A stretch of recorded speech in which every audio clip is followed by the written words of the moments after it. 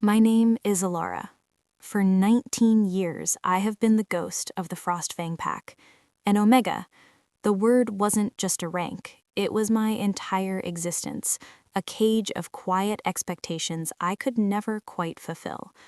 While other Omegas possessed a gentle, soothing presence, a balm for the pack's fiercer energies, my own spirit seemed to misfire.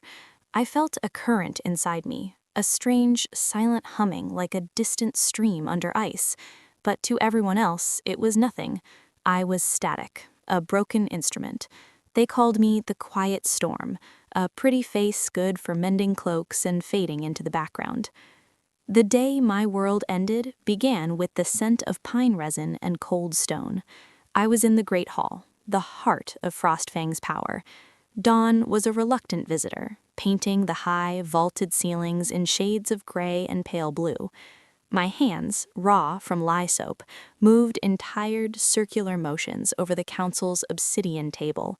I could feel the weight of their gazes, alphas and betas, their eyes holding that familiar mixture of pity and a disdain so deep it felt like a physical chill. I kept my head down, my long hair with its streaks of moonlight silver against dark brown, a curtain I wished was thicker. Alpha Tauren, our leader, spoke. His voice was like grinding stones. The Shadow Fen pack grows bold. Their incursions past the Black River are no longer skirmishes. They are a challenge.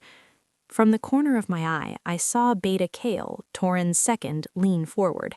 His movement was always calculated, like a snake coiling. "Challenges require purity of response," he said, his voice smooth and cold. "We cannot show a single fissure, a hint of spiritual weakness. It invites the blade." And then his eyes. They didn't just flick to me, they settled for a heartbeat that stretched into an eternity right on the back of my bowed head. A shiver, sharp as an icicle, traced its way down my spine. I focused on the swirling patterns in the stone, wishing myself into the very rock. That's when the great ironwood doors at the far end of the hall groaned open. The sound was a living thing, cutting through the tension. No one entered the great hall unannounced. Ever. A silence fell, so absolute I could hear the frantic flutter of my own heart. And then he walked in. He didn't stride, he flowed, a presence so immense he seemed to bend the light around him, pulling all the air from the vast room. He was taller, broader than any wolf I had ever seen, his shoulders like mountain crags.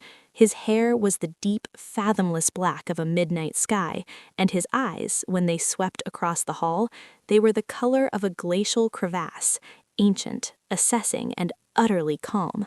Power didn't just roll off him, it was the air he breathed, a pressure that made my bones feel thin and my knees threaten to buckle.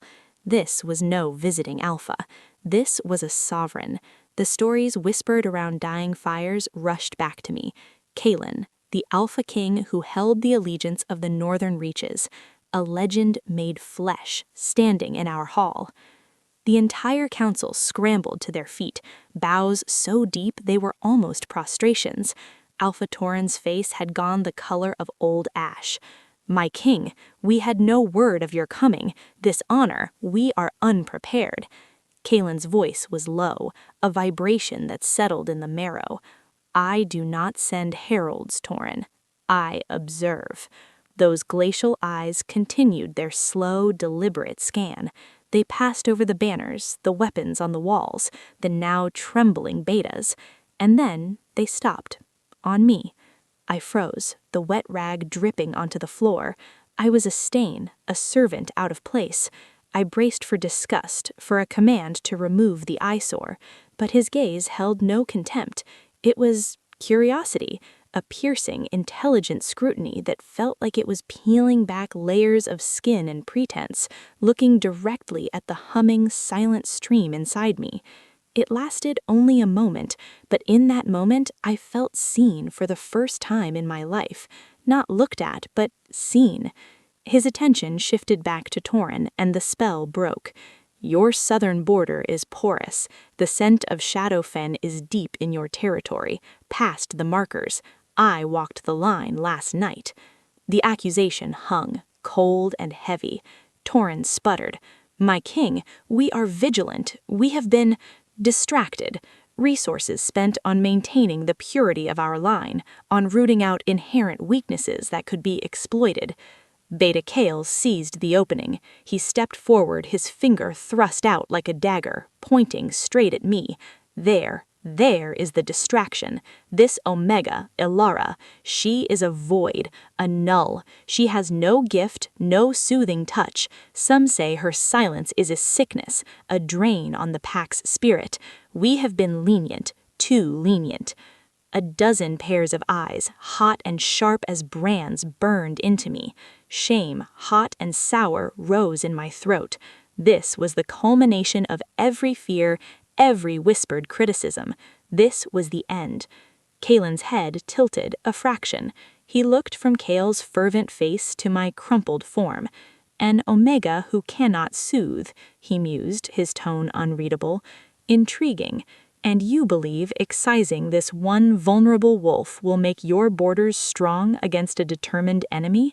It is a statement, my king," Kale insisted, emboldened.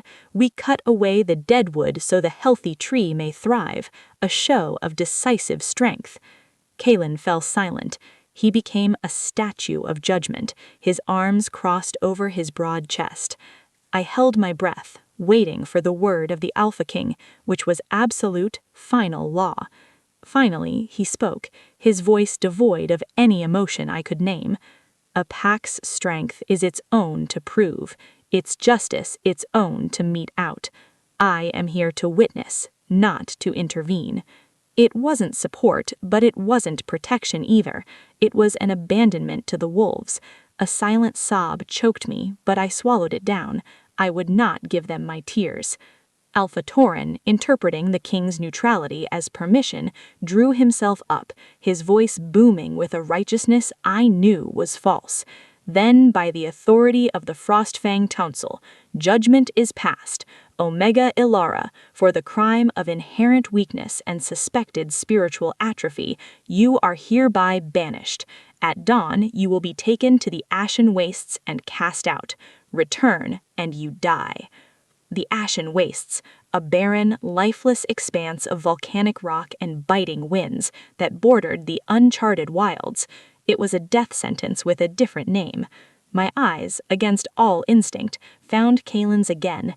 He wasn't watching the council, he was watching me, and in those depthless blue eyes I saw that flicker again. Not pity, something sharper, a question, a calculation. As two beta guards gripped my arms, I didn't struggle. A numb cold was spreading from my core. This was my fate, the unseen ghost, finally erased. But as I was dragged backwards from the hall, my last sight was not of the triumphant Kale or the stern Tauren. It was of the Alpha King. His gaze had dropped to the floor where I had been kneeling, to the patch of stone I had been polishing. And there, on the dark, wet surface, where a single, traitorous tear had escaped and fallen unnoticed by all but him, a delicate, intricate pattern was etched into the stone. It glowed with a soft silver light, a perfect, crystalline snowflake, impossible and beautiful. His eyes snapped up, meeting mine across the chaotic room. In that shattered instant, I knew. He had seen it. He had seen me. The doors slammed shut, cutting off the light, cutting off the view. My old life was over. But as the guards hauled me backwards toward the darkness of the holding cells, a wild, fragile thing took flight in my chest, a moth's wing of hope. The king had seen, and I had a feeling that nothing once noticed by Kalen ever stayed forgotten for long. The cell was a hollowed-out space in the mountain, smelling of damp earth and the lingering fear of those who had come before. I didn't sleep. I sat on the frigid stone floor, back against the wall, and listened to the pack's nightly heartbeat. Distant howls of patrols, faint echoes of laughter from the dining hall, a world I was no longer part of. My mind was a trapped bird, battering itself against the memory of the hall. Kaelin's shocking presence, Kael's eager cruelty, and that impossible glowing snowflake on the floor. My tears had never done such a thing. Was it his power, his immense presence somehow awakening something in me? Or was it something in me finally stirring because he was near? The questions were a whirlpool, but one thing felt solid and cold in my gut. My banishment wasn't about a weak Omega. Kael had moved too fast, too eagerly. He wanted me gone. But why? What threat was a silent ghost to a powerful beta? As the first grim light of my last dawn seeped through the high, barred window, the door clanked open. It wasn't the guards. It was Liana, another Omega, perhaps the only soul in Frostfang who had ever offered me a hesitant smile or shared her bread. Her eyes were swollen, her hands trembling as she clutched a small linen bundle. "Ilara," she breathed, rushing in and thrust the bundle into my hands. "Take it. Some journey bread, a bit of cheese, a skin of water. It's not much." "Liana, you shouldn't," I whispered, my voice hoarse from disuse and unshed tears. "The risk." "They're coming soon," she said, her words tumbling out in a frantic whisper. "Last night, after the council, I was sent to clean the antechamber. I heard Beta Kael. He was speaking with one of his captains. He said the king's arrival was unfortunate timing. He said, the frost-touched waif needs to vanish before she starts remembering." A jolt, electric and cold, shot through me. Frost-touched. The words resonated in the deepest, oldest part of my soul. My silver-streaked hair, the strange recurring dreams of a glacial landscape that felt like home, the humming stream under the ice in my blood. "What does that mean?" Liana pressed, her fear palpable. "I don't know," I lied, clutching the bundle like a lifeline. "But thank you for this, for telling me. Now, forget you heard it, forget me." Heavy, booted footsteps echoed in the corridor. Liana gave my hand a desperate, final squeeze and fled like a startled deer. Moments later, the two guards appeared. They were silent, impersonal. They bound my wrists with rough hemp rope, not meeting my eyes. Removing trash required no conversation. No one came to witness banishment. Banishment was a shameful, quiet business. The pack preferred to pretend the exiled never existed. We walked through the sleeping compound, out the main gate, and onto the winding path that led into the foothills, and beyond them, the ashen wastes. The journey was a brutal, silent montage of loss. The lush, pine-scented territory of Frostfang gave way to scrubland, then to rocky, barren soil streaked with dark, volcanic ash. The air grew thin, cold, and carried a bitter, metallic tang. After hours of walking, my feet raw in my thin boots, they stopped on the crest of a lifeless hill. One guard sliced my bonds with a cruel-looking knife. The other pointed north into a vast, gray landscape of canyons and wind-scoured plateaus that looked like the bones of the world. "That way. The border is the river of black rock. Cross it. Step back onto Frostfang land and you're dead." I rubbed my raw wrists, the small bundle from Liana feeling absurdly small against the yawning wilderness. I didn't look back. I took a shuddering breath that tasted of ash, and I walked. I heard one guard mutter to the other, "She won't last the night." Then the sound of their retreating footsteps, fading until there was nothing but the hungry silence. It wasn't peaceful, it was a listening silence. The wind whistled through rock formations, a lonely, searching sound that raised the hairs on my arms. I found the river of black rock, a wide, frozen flow of ancient lava, and crossed it. Each step was a step into oblivion. I walked until the light began to bleed from the sky, staining the desolation in ominous hues of purple and charcoal. I found shelter of a sort, a shallow recess under a giant tilted slab of stone. It blocked the worst of the wind. This was it, my first night in exile. As true darkness fell, the terror began. The sounds here were alien, Unfamiliar hunting cries echoed in the canyons, too close. The scents on the wind were wild, untamed, carrying no trace of pack, of home. I curled into the smallest ball I could curl, shivering violently, clutching Liana's bundle to my chest. This was what Kale wanted, for the wild to swallow me, and with me whatever secret frost-touched meant. A whirl ripped through the night, too far close. It was not the coordinated song of a pack hunt, it was the raw, solo cry of a rogue or a creature that knew no law at all. My breath hitched in my throat. I was defenseless. Prey. Then a new sound, the soft, deliberate crunch of gravel over stone. Something was moving outside my shallow shelter. A low, menacing growl vibrated through the rock at my back. I pressed myself harder against the stone, my heart hammering a frantic rhythm against my ribs. A shadow, large and misshapen, blocked the faint starlight at the recess's entrance. This was it.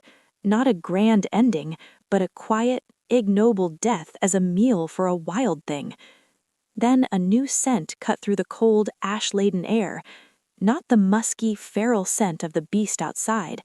This was clean, sharp, like the first breath of winter air after a storm, like ancient pine and untouched snow. It was a scent of immense, quiet power, a scent I had inhaled only once in the great hall. The growl outside cut off abruptly, replaced by a terrified whimper. The shadow vanished, replaced by the frantic scrabbling of claws on stone, fleeing in pure panic. Then slow, deliberate footsteps approached.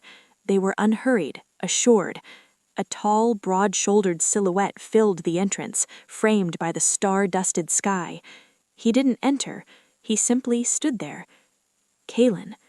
He didn't say nothing for a long moment. I could only stare, my mind refusing to process the impossibility of his presence here, in this God-forsaken place. Finally, his voice broke the silence. Softer than it had been in the hall, but no less potent. A pack that casts its most vulnerable to the stones is a pack that has already forgotten what it means to be a pack. He took a single step into the overhang. He wasn't looking at me with pity. He was looking at me as one looks at a complex lock, having just found a key. They called you a void, Ilara. His name on my tongue sounded foreign and weighted, like a stone dropped into deep water. But the stone in the hall told a different story. Your tear, it awakened a mark that had not been seen in the northern reaches since the last Frostweaver perished nearly 20 years ago. Frostweaver. The word didn't just land in my soul, it exploded, sending shards of half-remembered feeling, of ancestral ache through my entire being. Flashes of a woman with hair like a waterfall of starlight, her hands coaxing life from frozen ground, laughter like icicles chiming. Kalen knelt, bringing himself to my eye level. In the dark, his eyes held their own pale, luminescent light. Your banishment was not an act of strength, it was an act of fear. Someone is terrified of what you might become. He paused, his gaze holding mine with an intensity that felt like a vow. I need to understand what that is. Will you let me help you survive this? Not as a king, as a guide. The choice was an illusion, I had none, but the way he framed it, as a question, not a decree, ignited a tiny, defiant spark in the frozen tundra of my heart. He had followed me. The Alpha King had followed a rejected Omega into exile. I found my voice, a ragged scrape of sound. Why? Why would you do this? A shadow passed over his features, something old and sorrowful. Because the Frostweavers were the soul of this land, their loss made the world colder, harder, and because, his voice dropped, turning grim, the man who I believe engineered your exile, Beta Cadal, is the same man whose scent I found intertwined with the deepest Shadowfen trespass on Frostfang land. Your past, Ilara, and the threat to my kingdom are threads of the same knot. He extended his hand. It was not a royal gesture. It was the offer of a bridge across an abyss of lies. Trembling, cold to my very core, I reached out and placed my hand in his. His grip was warm, solid, and utterly certain. It felt like anchoring myself to a mountain. "Then guide me," I whispered. And so, under a cold sea of stars in the ashen wastes, the exiled Omega and the following king began a journey not back towards safety, but deeper into the forgotten truths of my blood and the betrayal that threatened to consume every. For 3 days, Kalen led me through the ashen wastes. He moved with a predator's grace, a shadow flowing over the bleak terrain, while I stumbled, my Omega-soft muscles screaming in protest. He never sighed, never showed impatience. He simply adjusted his pace, a silent, unwavering pillar of patience. He hunted, a quick, efficient dart and a snapped neck for a lean hare, a silent stalk for a grouse.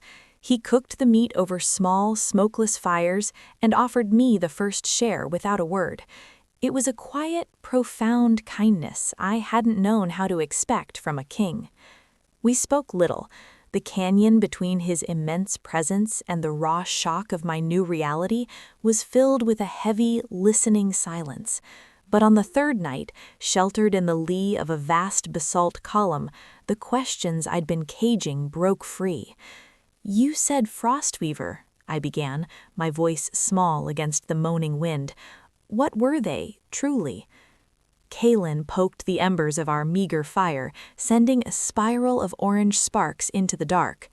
"They were not just Omegas, Ilara," he said, his gaze distant, looking into memories I couldn't see.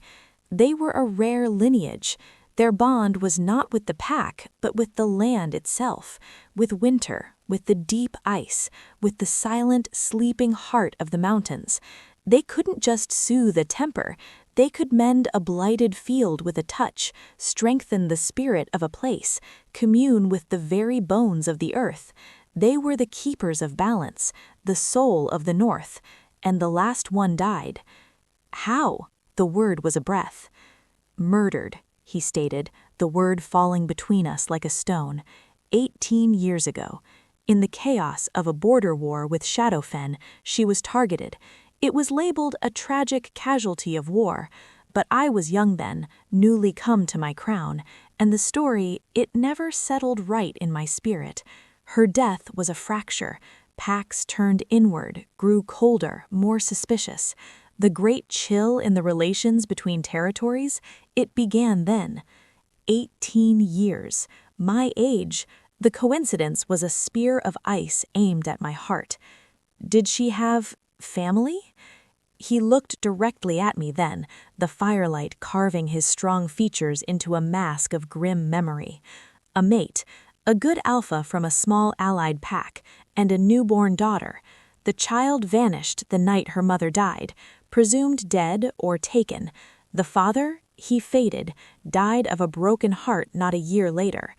The pieces clanged together in my mind with a deafening, terrifying finality. My silver-streaked hair, my unknown origins, a foundling on the Frostfang steppes, Liana's whispered words, frost-touched waif, Kale's desperate urgency. "You think I am that child?" It wasn't a question. "The mark your tear awoke is the sigil of Rian, the exclusive seal of the Frostweaver line. It answers only to their blood. You are not just a Frostweaver, Ilara. You are the Frostweaver heir, the last." He leaned forward, the intensity in his eyes burning away the night's chill. "And someone in Frostfang known this all along. Someone who hid you as a baby, only for you to resurface as a broken Omega under their watch. Kale is the key. He was a rising, ambitious warrior 18 years ago, in the inner circle of Frostfang's old alpha. My whole life was a lie, my weakness a carefully maintained disguise. But why? If they wanted me dead, why not kill a baby? Why this charade?" "Power," Kalen said simply. "A hidden Frostweaver heir is a tool, a claim to legitimacy, a spiritual hostage, or, if your nature began to emerge, a perfect scapegoat. By having you banished as a blight upon your very legacy before you understand it, Kale severs Frostfang's last link to that healing power, leaving it brittle, paranoid, and ripe for his manipulation and Shadowfen's. The cruelty of it was a vast, suffocating blanket. To be raised believing you were nothing, to have your own spirit stifled by the contempt of those around you, all part of a long, poisoned game. "Where are we going?" I asked, a new resolve, cold and sharp, beginning to form in my core. "To the source," he said, "the temple of the echoing ice. It lies in a hidden valley between territories, forgotten by most. It was the spiritual cradle of the Frostweavers. If your power is to awaken, if we are to find proof of your lineage, it will be there." 2 more days of arduous travel brought us to a place that felt different. The barren ash gave way to hard, permafrost soil. The air grew sharper, cleaner, and it hummed with a faint, crystalline energy that made my teeth tingle. Kalen felt it too. His posture became even more alert, a warrior sensing a change in the battlefield. We crested a jagged ridge, and there it was. Nestled in a valley cradled by sheer cliffs was a structure that stole my breath. It wasn't built, it seemed grown, a temple of pale blue ice and veined white marble, partially collapsed but still breathtaking. It glowed with a soft internal light, and luminous frost-blue vines crawled over its surface. The Temple of the Echoing Ice. It was sorrowful, it was majestic, and it called to the humming stream inside me with the force of a tidal wave. As we approached the great arched entrance, now a jagged maw choked with crystalline debris, a recognition deep and soul-wrenching washed over me. A grief not my own, yet intimately part of me. Tears, hot and sudden, pricked my eyes. Kalen placed a steadying hand on my shoulder. A simple touch, but it grounded me. "This is your heritage. Your mother walked here. Breathe." We stepped inside. The interior was a cathedral of ruin, open to the sky where the roof had fallen. But in the center of the main chamber, a perfect circle of floor remained untouched, and in its center was a larger, more intricate version of the snowflake sigil from the hall. The moment my foot crossed the chamber's threshold, the temple awoke. The glowing vines pulsed brighter, the faint ambient light coalesced, shining directly onto the sigil.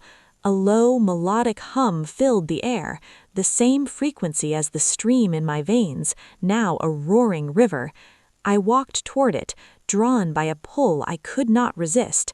Kalen remained at the edge of the light, a silent sentinel warrior.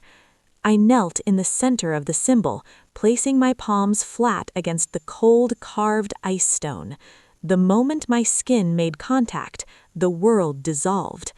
Visions, not memories, but echoes imprinted on the very stones, flooded me.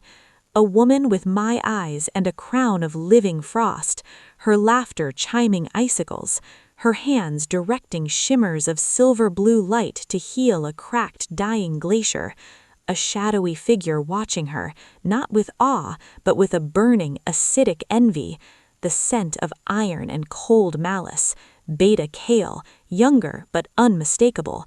A night of terror, screams swallowed by a blizzard, the feeling of being wrapped, hidden, a soft voice weeping, "Live, my little winter star, live and remember."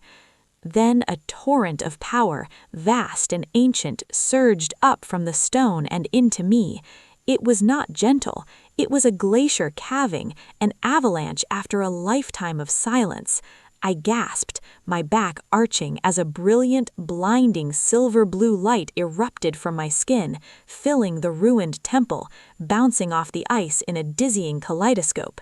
I heard Kalen shout my name, but it was a distant echo. The power was speaking, showing, demanding. It showed me the network of ley lines, the spiritual rivers of the world that converged beneath this temple.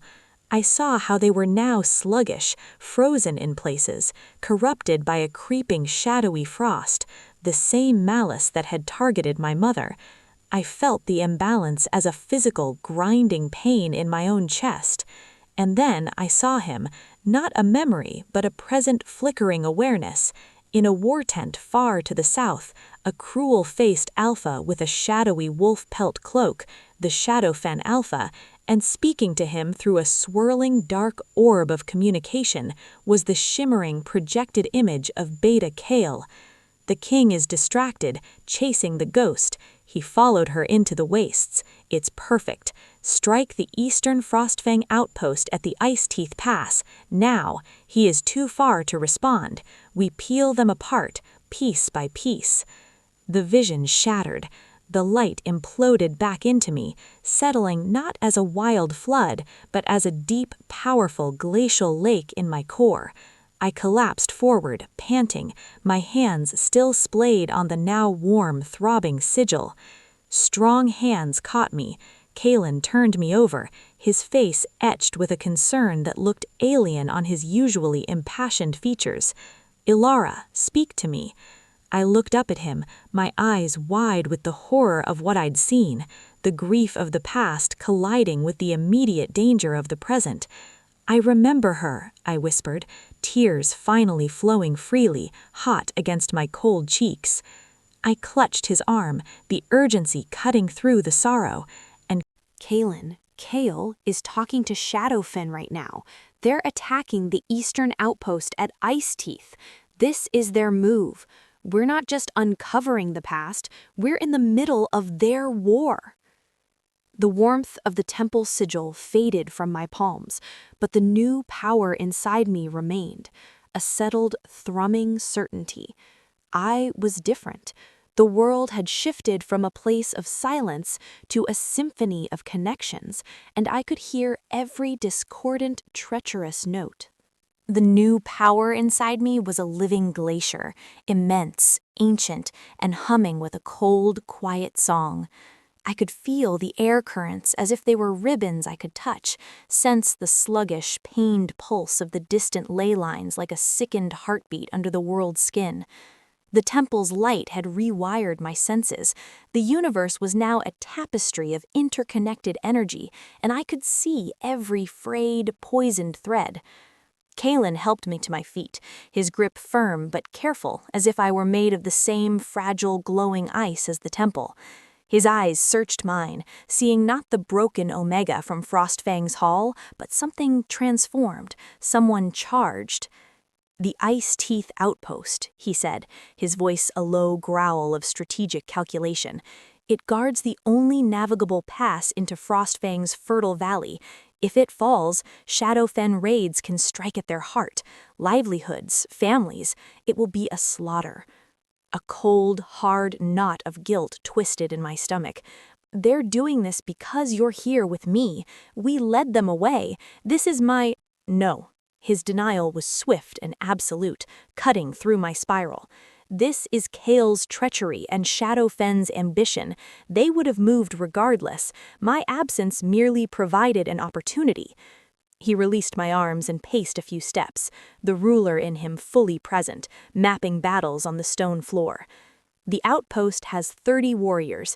Against a focused Shadowfen assault, they can hold for a day, maybe 2, if they are prepared.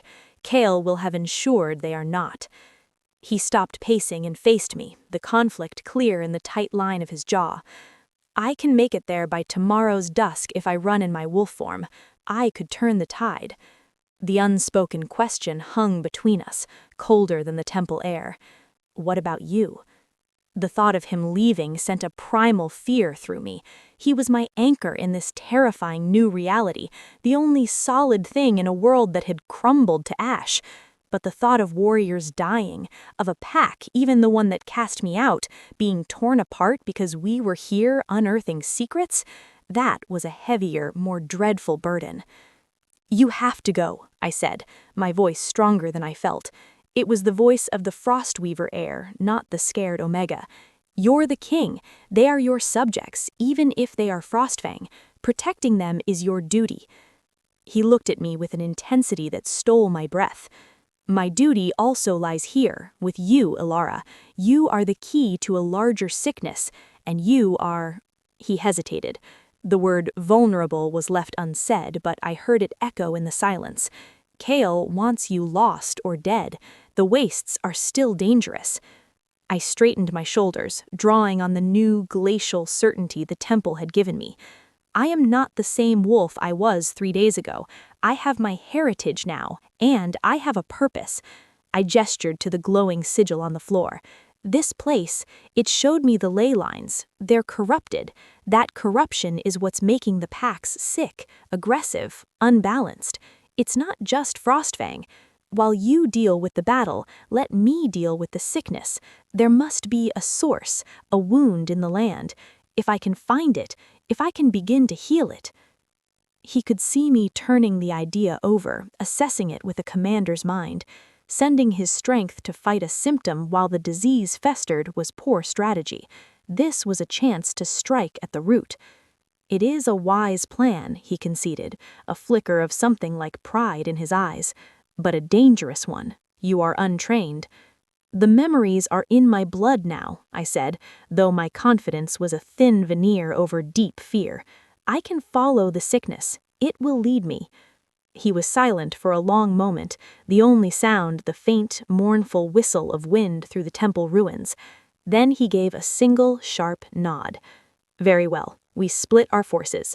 A ghost of a wry smile touched his lips. A bold tactic. He walked to his pack and pulled out a wrapped bundle. Inside was a knife in a leather sheath. It was simple, lethally elegant, the hilt carved with runes of warding. For practicalities, he said, offering it to me. Then he reached into the collar of his tunic and pulled out a thick chain of dark silver. On it hung a pendant, a single, savagely sharp obsidian claw, etched with intricate royal markings. This is my personal sigil. Any shifter loyal to the crown will recognize it. It carries my authority. And, his voice softened almost imperceptibly, it may offer some protection. Its scent is mine. He placed the chain over my head. The pendant was warm from his skin and settled heavily against my chest. His scent, snow, pine, king, wrapped around me, a tangible piece of his presence. Do not seek confrontation, he ordered, his tone leaving no room for argument. Follow the sickness, observe, learn. Your task is discovery, not battle. I will deal with the outpost. Then I will find you. Wherever you are, I will find you. The promise in his words was a solid thing, a foundation stone in the shifting ground of my new life. How will you know where I am? I asked. He tapped the obsidian claw pendant gently. I will know. He shouldered his pack, his form already seeming to vibrate with the contained energy of the shift, the need to run. Trust your instincts, Frostweaver. They are older and wiser than you know. With one last lingering look that held a universe of unspoken things, concern, respect, a fierce and growing protectiveness, he turned and strode from the temple. At the threshold, his form blurred, and in his place stood a massive wolf, his fur the same deep black as his hair, his eyes glowing like captured winter stars. He paused, glanced back at me once, and then, with a powerful surge of muscle, he was gone, a streak of shadow and speed disappearing into the graying dawn. The silence of the temple rushed back in, deeper and more profound than before. I was alone, truly alone for the first time since my banishment, but I clutched the obsidian claw in my hand, feeling its weight and his promise, and I felt the new power, my birthright, a glacial river moving in my veins. I was not just Ilara, the banished Omega. I was Ilara, the Frostweaver, and I had work to do. I spent what remained of the night in the temple, the glowing vines my silent companions. I focused inward, trying to navigate the new, expanded landscape of my senses. I reached out, as the vision had shown me, searching for the sickness in the land. It was like trying to listen for a single, sour note in a vast, complex symphony. But gradually, I found it. A pull, a dull, aching coldness that had nothing to do with the mountain air. It emanated from the southwest, a direction leading away from Frostfang and deeper into the scarred, contested territories between packs. At first light, I set out. The journey was different now. I was attuned. I could sense where the ground was stable, where hidden crevices lay. I found clean water by the song it sang, avoided areas that felt spiritually hungry or hostile. I moved with a new instinctive grace, my body cooperating with the land instead of fighting it. The knife and the pendant were constant weights against my skin, one a tool of last resort, the other a promise of a lifeline. On the afternoon of the second day, the feeling of corruption grew stronger, a spiritual stench. The air grew heavier, the few hardy plants twisted and gray. I crested a rocky hill and looked down into a valley that made my soul recoil. It should have been beautiful. A small, frozen lake glittered under a slate sky, surrounded by a circle of jagged, natural stone spires, but a miasma of wrongness hung over it. The ice was a sickly, milty green. The stones were streaked with an oily, black residue that seemed to swallow the light. At the very center of the circle, someone had erected a crude altar of slick, dark rock, and on it pulsed a single grotesque object, a shard of jagged, metallic black ice that radiated a pure, nullifying void. It didn't feel cold. It felt like nothingness, sucking the life and warmth from the air around it. This was the wound. This was what was poisoning the ley lines. And kneeling before the altar, his back to me, was a shifter in dark mottled furs, shadow fen colors. He was a beta, his shoulders tense with concentration as he channeled his own energy into the dark altar, reinforcing the corruption. The sight of him tending to this blight like a gardener to a poisonous weed ignited a fire in my chest that had nothing to do with fear and everything to do with a deep ancestral fury. This was violence against the land itself, against everything my mother had lived and died for. I crouched behind a wind-gnarled dead tree, my heart pounding against the king's obsidian claw. Kalen's order echoed, "Do not seek confrontation." But this was the source. Seeing it made the theoretical horrifically, undeniably real. I had to understand. I closed my eyes, pushing past my fear, and reached out with my new Frostweaver senses toward the corrupted site. The sensation was vile. It was a scream translated into silence, a sucking emptiness where life and connection should hum. The ley lines here were being twisted, their pure energy filtered through this nullifying shard and turned into a spiritual toxin that spread outwards, making Pax irritable, territorial, and disconnected. It fostered the perfect environment for Shadowfen's expansion and Kale's betrayal. I focused on the shifter. His energy was aggressive, but also strained. Maintaining this corruption was draining him too. He was a tool, not the architect. As I watched, he finished his ritual, standing with a groan and wiping blackened sweat from his brow. He pulled a water skin from his belt, drank, then turned and began to walk away from the circle, heading south along a faint trail. A choice crystallized before me. Stay hidden, observe, wait for Kalen, or follow the shifter. He might lead to a camp, to others, to more information. It was riskier, but knowledge was a weapon. Holding Kalen's pendant, I made my decision. I would follow. Carefully. I gave him a head start, then moved, using the sickly terrain as cover. My connection to the land, even here, gave me an advantage. I could feel where the ground was stable, where hidden crevices lay. I moved like a wraith, my footsteps silent on the brittle earth. We traveled for an hour, the land growing slightly less oppressive as we moved from the epicenter. Eventually, he approached a hidden campsite nestled in a copse of blighted, bone-white trees. 2 more Shadowfen warriors were there. I found a vantage point upwind, concealed by thorny brush, and listened. Holding, but it's a drain. The warlock was right. This frostbane shard does the work, but feeding it, it feels like it's leeching the wolf from my bones. A necessary sacrifice, grunted an older warrior. Orders are clear. Maintain the primary site. Kale assures us the effect is cumulative. Within a moon cycle, Frostfang won't be able to organize a defense. Their alphas will be snapping at each other's throats. The third shifter, younger, sneered. And the king, chasing some worthless Omega through the wastes, the great Kaelin brought low by sentiment. My blood ran cold, then hot. The older one chuckled. Let him chase ghosts. Our alpha moves. The Ice Teeth outpost should be ash by now, and with the king away from his throne, the other territories grow restless. His focus is split. It's the perfect storm. The first shifter shook his head. I don't like it. The king is not a fool, and that Omega, Kael, seems fixated on her being gone. Superstition, the older one dismissed, an old bloodline, best forgotten. Now eat. You return to the circle at dusk for the next reinforcement. This was more than I'd hoped for.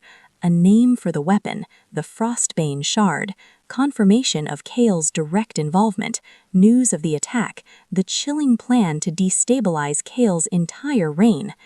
I needed to get this to Kaelin, but the Frostbane Shard, could it be destroyed? As I pondered, a sudden, sharp pain lanced through my temples. An unbidden vision forced its way in. A dark, subterranean chamber, stone walls dripping, Beta Kael lit by a guttering candle, speaking to a scrying pool of black ice.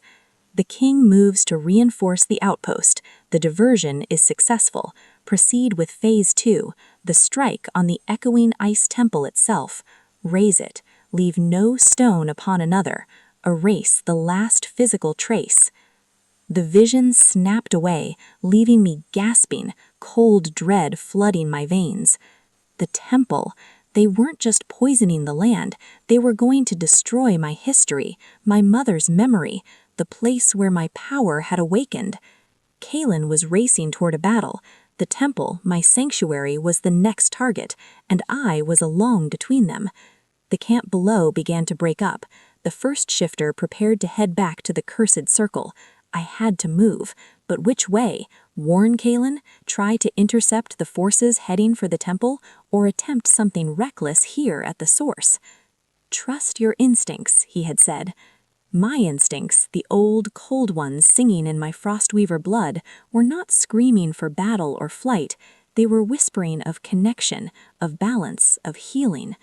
I looked toward the poisoned valley. The Frostbane Shard was a wound. I was a healer. Kaelin was the warrior king. He would handle the battle. The temple was stone and memory. It could be rebuilt. But this wound, it was spreading its poison every moment. This was the true fight. This was where a Frostweaver was needed. With a final, steadying breath, I turned my back on the Shadowfen camp and began to retrace my steps toward the corrupted stone circle. The sun was beginning its descent. The shifter would return at dusk to reinforce the corruption. I had until dusk to figure out how to heal a poisoned well Nelchik with no training, guided only by the whispers of a bloodline I'd just met. The weight of my legacy had never felt so heavy or so clear. The walk back to the blighted valley felt like wading into a frozen, toxic sea. With each step, the air grew thicker, colder in a way that had nothing to do with temperature. A deep, spiritual nausea churned in my gut. The unnatural silence was a physical pressure on my ears, broken only by the crunch of my boots on brittle, dead grass. My Frostweaver senses screamed in dissonance. The vibrant, crystalline song of the world was being smothered here, replaced by a low, painful drone of negation. I reached the rim of the valley as the sun dipped toward the horizon, staining the sickly sky with bruise purple and bile yellow. Below, the corrupted circle pulsed with its own vile rhythm. The Shadowfen shifter had not yet returned. This was my window. Moving with a caution that felt instinctive, I picked my way down the slope. The closer I got, the worse it became. A deep, soul-chilling cold seeped through my clothes. The black residue on the stone spires seemed to writhe in the corner of my eye. The centerpiece, the Frostbane Shard on its dark altar, was a hole in reality. I stopped at the edge of the stone circle. My breath came in shallow, painful gasps. Touching the ground here felt like touching a corpse. How? In the temple, power had flowed through me to activate a sigil. This was the opposite. This was about drawing poison out, not putting energy in. I thought of my mother's memories, the healing of the frozen field. She hadn't fought the frost, she had reminded the earth beneath it of its capacity for life. I couldn't destroy the frostbane shard. Its nullifying energy would overwhelm any direct assault. But perhaps I didn't need to.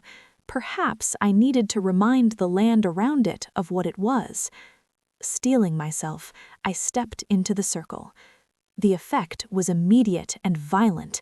A wave of dizzying emptiness hit me, a desperate, hungry cold that sought to drain the newfound glacial power from my core.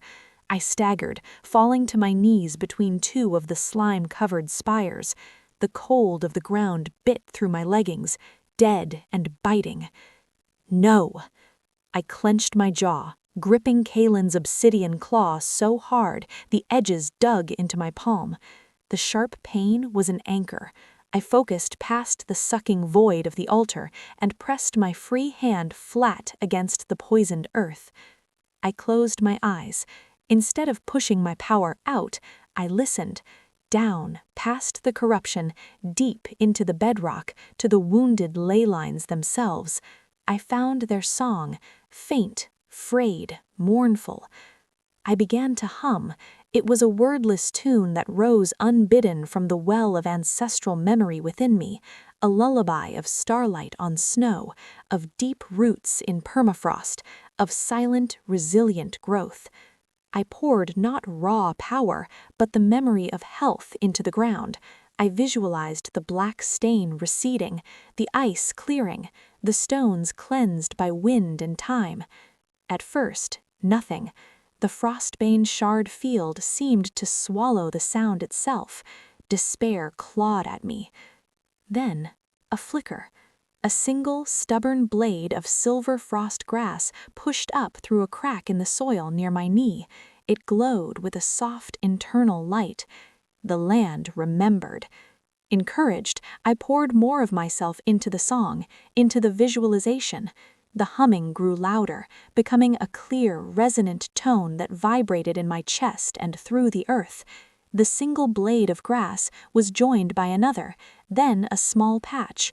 The black slime on the nearest stone spire sizzled and began to evaporate, not with heat, but with a pure silver-blue light that emanated from the stone itself, as if I was awakening a long-dormant resistance within it.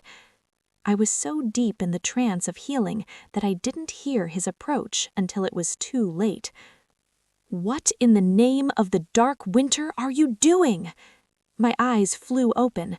The Shadowfen Beta stood at the edge of the circle, his face a mask of shock and fury. The ritual components in his hands fell to the ground. He saw the patches of silver frost grass, the cleansed stone. His shock turned to rage. "You, the Omega, you're undoing it!" He shifted. The process was fast and brutal. Clothes tore as his body contorted into a large, snarling wolf with matted gray-brown fur. He lunged across the circle, jaws aimed for my throat. Instinct took over. I threw myself sideways, rolling painfully over the rocky ground. His teeth snapped shut on empty air where my shoulder had been. I scrambled to my feet, my back against a now partially cleansed spire. The knife Kalen gave me was at my belt, but the wolf was between me and my escape. He circled, growls rumbling like stones in his chest. The void energy from the frostbane shard seemed to fuel his aggression, his eyes glowing with a sickly yellow light. "You, Kale said you were just a symbol. He didn't say you could do this." He snarled into my mind, the telepathic speech rough and hostile. He lunged again. This time I didn't try to dodge. I raised my hands, not in surrender, but in defiance. I pushed, not a physical shove, but a wave of pure Frostweaver energy, the energy of connection, of wholeness, of resilient life. It hit him like a physical wall made of sunlight on new snow. He yelped, a sound of pure pain, and recoiled as if burned. The aggressive glow in his eyes flickered. The corruption reinforcing him was being rejected by his own nature, challenged by my power. He shook his massive head, confused and in distress. I didn't wait. I ran, not out of the circle, but deeper into it, toward the central altar. It was the last place he'd expect. "Fool," he snarled, recovering and giving chase. The full force of the Frostbane shard's null field hit me as I neared the altar. It was like running into deep, freezing tar. My energy faltered, my steps slowed. I stumbled, my hand reaching out and landing on the dark altar stone itself. Agony, a freezing, draining agony that shot up my arm and seized my heart. I cried out, my vision dimming. I could feel the shard trying to extinguish the light inside me, to make me as empty and cold as it was. But my touch was also on the land, the deep, wounded ley lines I had just been singing to. In a moment of pure, desperate clarity, I didn't pull away. I pushed deeper. I became a conduit. I let the painful, sucking void of the Frostbane shard flow into me and immediately channeled it down, through my connection, into the deep, wounded heart of the ley lines. It was a terrible, reckless gamble. I was pouring poison into a sick patient, but the ley lines were not just sick, they were fighting the poison, and I had just reminded them how. My silver frost grass, my cleansed stone, were footholds of health. The Frostbane shard's energy met the renewed, fighting spirit of the land. A silent, titanic struggle erupted beneath my feet. The ground trembled, the Shadowfen wolf skidded to a halt, sensing the catastrophic shift. A crack appeared in the dark altar stone, then another in the Frostbane shard itself. A high-pitched, shattering whine filled the air, piercing our ears. "No! Stop!" the wolf howled, but it was too late. With the final, silent pulse of negation, the Frostbane shard exploded. Not with fire and debris, but with a concussive wave of released energy, a wave that was once null, but had been forced through a filter of healing. It wasn't a healing wave, but a neutralizing one. The wave hit the Shadowfen shifter and me, throwing us both backward. I landed hard, the breath knocked from my lungs. The wolf hit a stone spire with a sickening thud and slumped, unconscious or worse. The wave rolled outwards through the valley and beyond. And then, silence, but a different silence. The oppressive, hungry stillness was gone. In its place was the quiet of exhaustion, of a fever broken. The black slime was gone. The lake ice, while not yet clear, had lost its sickly glow. The silver frost grass I had sparked now spread in a gentle, glowing carpet from the circle's center. The wound was closed, the poison purged. But at a cost. I felt utterly drained, hollowed out. My arm, where I'd touched the altar, was numb and etched with black, frost-like lines that crawled from my fingertips to my elbow. They looked like cracks in frozen flesh. Using the last dregs of my will, I pushed a trickle of energy into Kalen's pendant, a desperate, whispered signal.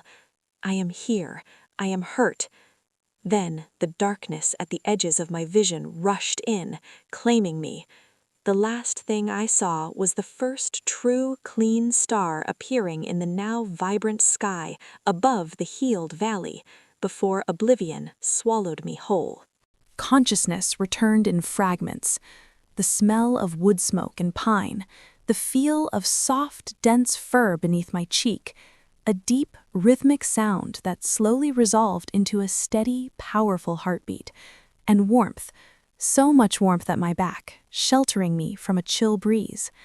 I tried to move, and a bolt of searing, icy pain shot through my right arm, wrenching a gasp from my lips. "Be still." The voice was low, familiar, and thick with an emotion I couldn't name. It wasn't spoken aloud. It resonated in my mind, gentle yet firm. Kalen. I blinked my eyes open. I was in a small, sheltered cave. A fire crackled at the entrance, warding off the deep night's cold. I was lying on a bed of piled furs, and I was curled against the massive, warm body of his wolf form. He was wrapped around me, his head resting near mine, his winter blue eyes watching me with an intensity that was almost frightening. "You're alive," he said, the words a rough whisper in my mind. "The shard, the Frostbane shard, it's dust. The valley, it's healing." I felt the shockwave from leagues away. His mental voice held a tremor, something raw beneath the kingly calm. He shifted then, his form blurring and reshaping until he knelt beside me in his human form. One hand went automatically to a water skin. He helped me sip, his other hand gently supporting my head. His touch was infinitely careful. "What did you do, Alara?" I told him. My voice gained strength as I recounted the confrontation, the desperate gamble. When I described channeling the shard's poison into the ley lines, his face went pale. "That was beyond reckless. It could have killed you. It should have killed you." There was no anger in his tone, only a stark, gut-wrenching fear that made my own heart clench. He gently took my injured arm, turning it to examine the black frost lines that marred my skin from fingertips to elbow. They weren't fading. They looked like cracks in dark ice, deep and permanent. "This is backlash," he murmured, his thumb carefully tracing the edge of a crack. He didn't flinch from the marred skin. "It's not just on the surface, it's in your spirit." "The Shadow Fen shifter?" I asked. "Alive. Trussed up outside. He'll have answers for the crown." Kalen's jaw tightened. The Ice Teeth outpost held. My arrival persuaded the Shadowfen force to withdraw. They lost more than they gained. Kale's plan there failed. Relief, warm and liquid, washed through the cold ache in my bones. And the temple? My vision. They were going to attack the temple. A shadow crossed his face. I sent a contingent of my personal guard from the outpost directly there. They were too late to prevent a raid, but they drove the attackers off. The temple is scarred with fire and Nalus, but the central chamber, your sigil, it is intact. They failed there too.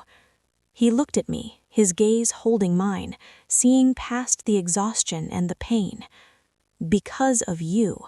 By attacking the source of their corruption, you pulled their focus, divided their resources. That is a strategic's move, Frostweaver." The praise, coming from him, kindled a fragile warmth in my chest. "I just did what felt right." "You saved lands you have never ruled," he said softly. "You fought for a people who cast you out.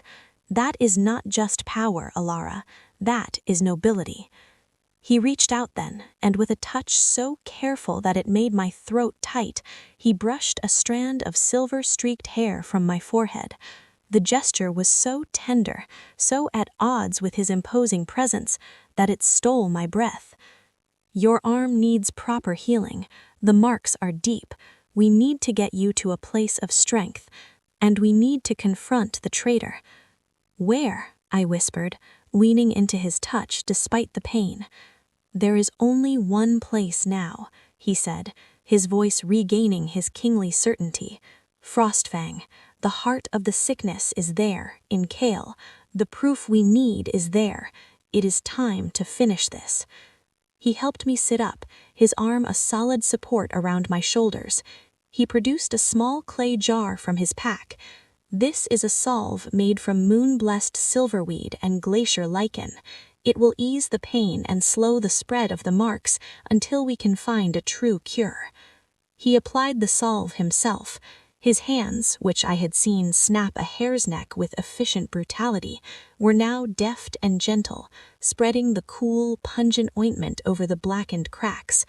The sharp, icy pain dulled to a bearable throb. "Can you travel?" he asked when he was done, his eyes searching mine. I nodded, pushing myself up with his help. The world tilted briefly, then settled. The deep exhaustion remained, a hollowed-out feeling, but the core of power inside me, though depleted, was steady. I can. Good. He helped me to my feet, keeping a firm grip on my good arm. We traveled together, no more splitting up. The next move is theirs, and we will meet it as one. We left at first light. Kalen's prisoner, the sullen and wounded Shadowfen Beta in human form, was forced to walk ahead of us, his hands bound. Kalen stayed close to my side, his presence a constant, vigilant shield. His attention was split between the path ahead, the prisoner, and me, constantly checking my pace, the set of my jaw, the way I cradled my marked arm. The pain? He'd ask, his voice dropping when he asked. Manageable, I'd reply, and he'd adjust our pace almost imperceptibly. On the second day, we crossed back into Frostfang land. The difference was palpable and grim.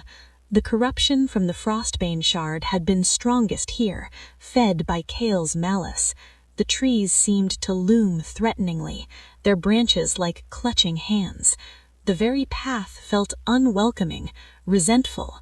The pack bond, which should have been a warm hum in the background, was a discordant, anxious screech in my newly awakened senses. They're sick, I murmured, my hand going to my chest over the spiritual ache. We have the antidote, Kalen said, his eyes fixed on the path ahead. You. We moved stealthily, avoiding patrols. Kalen knew the land as well as any Frostfang native. As dusk fell on the third day, we crouched in a thicket overlooking the Frostfang compound. It looked the same, the great hall, the training grounds, the clustered houses, but it felt wrong, silent where there should be life, tense where there should be ease.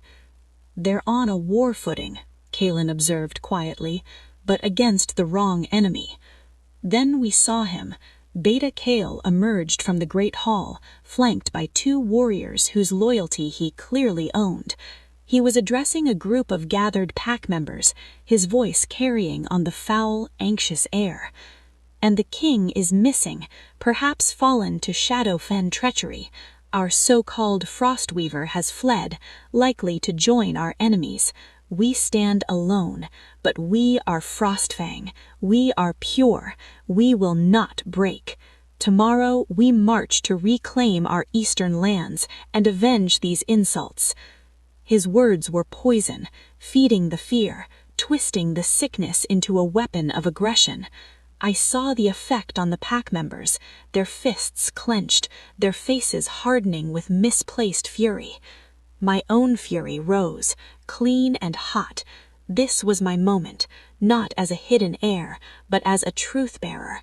I made to stand, but Kalen's hand on my good arm stopped me. Not yet, he breathed. Alone, your word against his in this climate could start a riot. We need undeniable proof, presented at the right moment. What proof? I hissed. We have a Shadowfen prisoner, and my word. Kalen's eyes gleamed in the gathering dark. We have more than that. We have a location. You showed me in your vision, Kale speaking to a scrying pool in an underground chamber. That chamber isn't here. It's somewhere he feels secure, private, a place he'd keep his most damning secrets. Where? The old ice mines, half a league from here, abandoned, a labyrinth of tunnels. If I were a traitor Beta, that's where I'd hide my dealings. We go there now, I said. He nodded. We find his proof, then we bring it to the heart of the pack, when all are gathered. We end this with truth, not with a battle that would only fracture them further. It was a better plan, a king's plan. Leaving our prisoner securely hidden, we circled wide around the compound, ghosts in the deepening twilight. The entrance to the old ice mines was a dark, yawning mouth in the hillside, partially obscured by a rock slide. As we approached, a new scent reached me, faint but unmistakable beneath the rot of the land, the acrid, metallic smell of dark magic and the cloying scent of shadow-drenched pine. Kalen smelled it too. His expression turned to stone. He pointed to the hidden entrance. From within, a flicker of unnatural green light spilled out. Proof was waiting.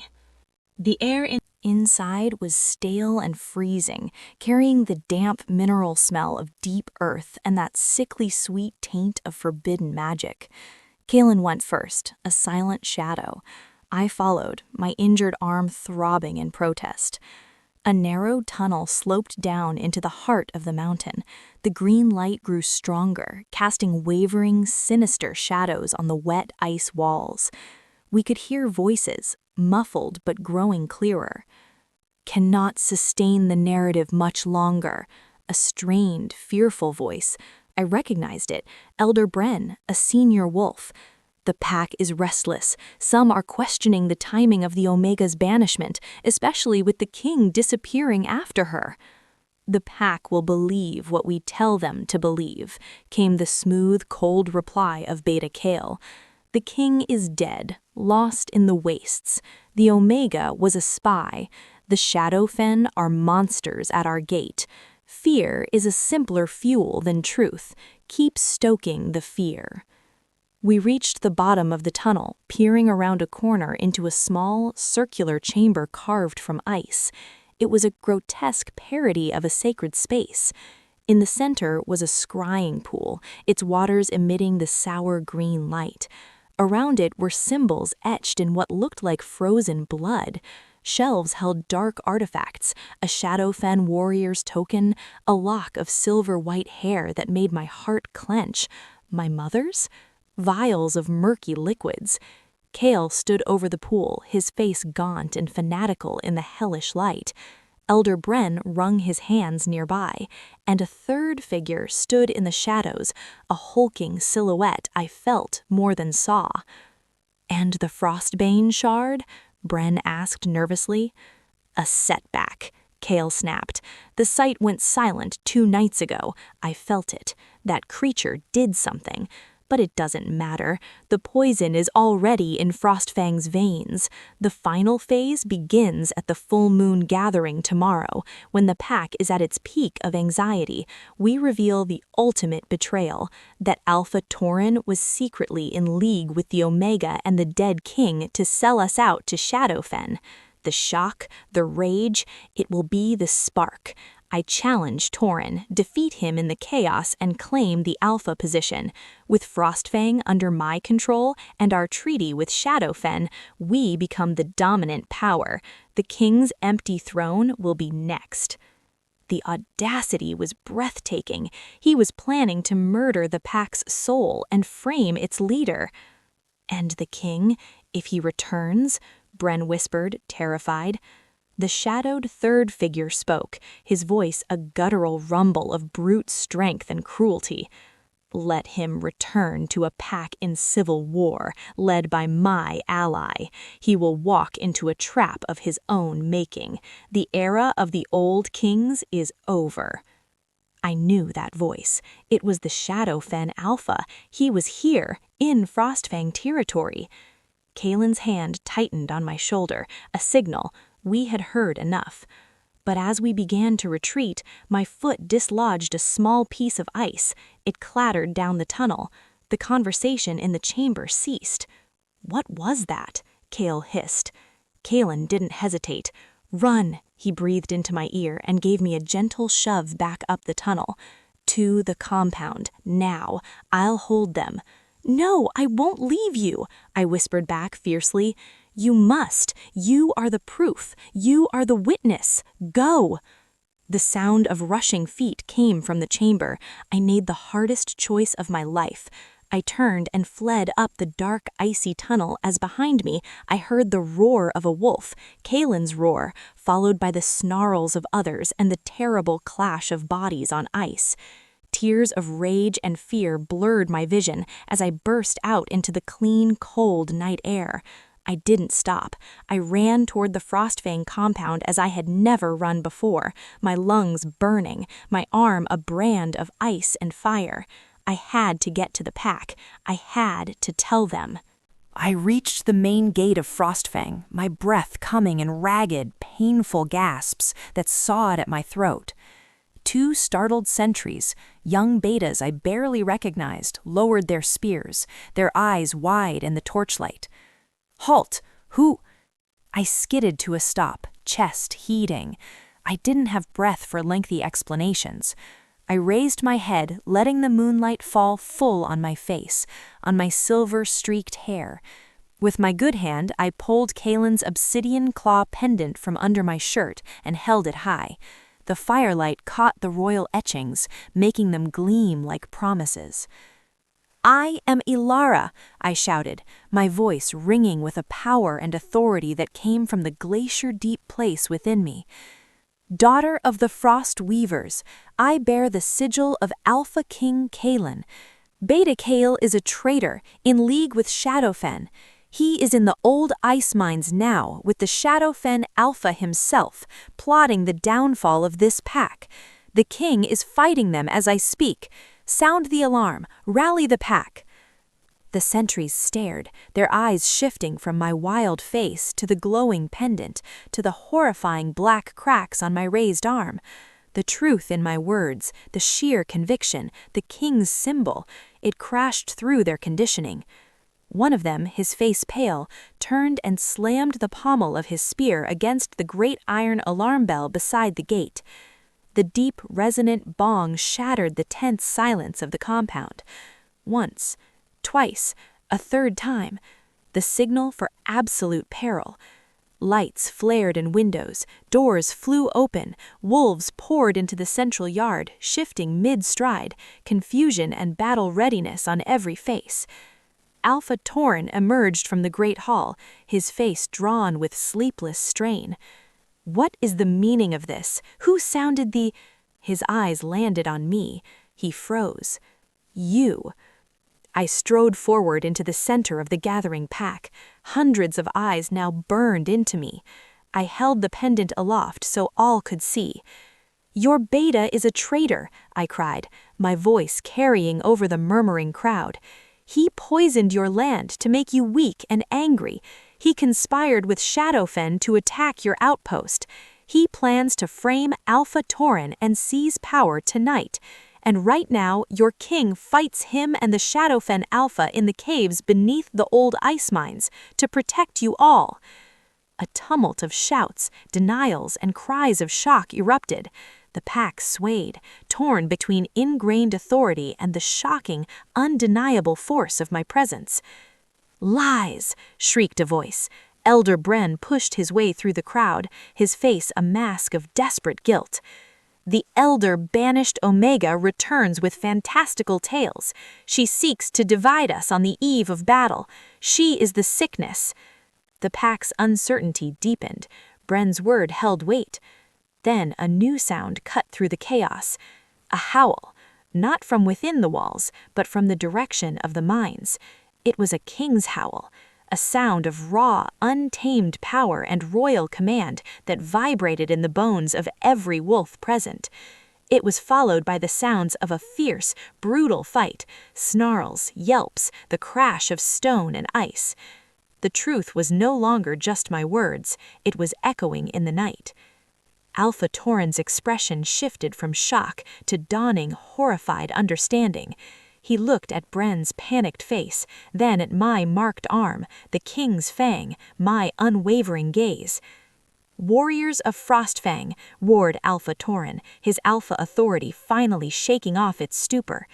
"To the ice mines, for your king and for your pack." As the tide of warriors began to surge toward the gates, I didn't join them. I ran, not toward the fight, but toward the great hall. There was one more thing I had to do. The pack was sick, and the cure wasn't just defeating Kale, it was reminding them who they were, and I finally knew how. The great hall was empty, echoing with the distant alarm bell and the fading clamor of the warriors. The stone table, the polished floor, it felt like a scene from a past life. But the air still thrummed with the pack's collective anxiety, a spiritual fever. I walked to the exact spot where I had knelt as a servant, where my tear had fallen. I placed my hands, one marked by darkness, one pure, flat against the cold stone floor. I closed my eyes. this was not about brute force as in the valley. This was about revelation, about healing a sickness of the spirit. I reached down, past the foundations of the hall, into the territory of Frostfang itself. I felt the lingering corruption, the tendrils of the Frostbane's shards' poison still fouling the spiritual roots of this place. But I also felt the stronger, cleaner current now, the lee lines I had healed, beginning to pulse with renewed vigor. I drew up that clean current, not to attack the poison, but to illuminate it, to show the pack in a way they could not deny the truth of what was done to them. I poured my will, my Frostweaver essence into the stone. I was not carving a new sigil, I was awakening the one that was always there, the heartmark of this pack's original covenant with the Winter Land, buried under generations of fear and forgotten lore. A soft silver-blue light began to emanate from my palms. It seeped into the stone, following hidden veins and ancient carvings. Lines of light spread out across the floor in a geometric, breathtaking pattern of interlocking snowflakes and running wolves that had been concealed for centuries. The light climbed the walls, illuminating tapestries that suddenly seemed to tell a different story, not just of battle, but of survival in harmony with the ice, of omegas and alphas working as one under the moon. The light grew brighter, pouring out through the high windows, a beacon of truth in the night. Outside, the warriors had reached the mines. They saw the king in his mighty wolf form, holding the narrow entrance against both the massive onyx-furred Shadowfen Alpha and Beta Kale in his wolf form, a wiry, savage creature with eyes of pure malice. It was a battle of titans. As Alpha Tauren gave the order to charge, the brilliant, cleansing silver-blue light from the Great Hall washed over the battlefield. The effect was instantaneous. For Kalen, it was a surge of strength, a clarion call of justice. His next blow sent Kale sprawling. For the Shadowfen Alpha, it was like acid. He recoiled with a snarl of pain, the light searing his corruption-fed power. For Kale, it was dissolution. The light, the pure, undeniable truth of the frost power he had tried to erase, hit him like a physical blow. His connection to the pack, already based on lies, snapped. His wolf form flickered, wavered. But the most profound change was in the Frostfang warriors. As the light washed over them, the fog of manipulated anger evaporated. It was like waking from a nightmare. They saw the scene with shocking clarity, their king defending them, their beta fighting alongside their sworn enemy. With a unified roar of betrayal and fury, the Frostfang pack fell upon the Shadowfen forces hiding in the trees. The tide turned in a heartbeat. Back in the hall, I felt the shift through the land. The pack's spirit was healing, knitting back together. But the effort was draining me. The black marks on my arm burned with a cold fire. I swayed, my strength failing. The light from the sigils began to fade. I slumped to the floor, my back against the stone table, utterly spent. The battle outside would be won or lost without me now. I had done my part. I had shown them the truth. The sounds of fighting died away, replaced by the grim noises of prisoners being secured and the low murmurs of the victorious. Then hurried footsteps approached the great hall. Alpha Tauren entered first, his armor scored, his expression one of shell-shocked awe. Behind him came warriors supporting a wounded but walking Kalen. He was in human form, a deep gash on his shoulder still weeping blood, but his eyes found me immediately, blazing with relief and something fiercer. Between two warriors, Beta Kale was dragged in, forced to his knees. He was beaten, his treachery laid bare, his power broken. He glared at me with undiluted hatred. "You," he spat, blood on his lips, "Frost Weaver witch, you ruined everything." Kalen ignored him, striding to my side. He knelt, his hand hovering over my blackened arm, his face grim. "Ilara, the pack.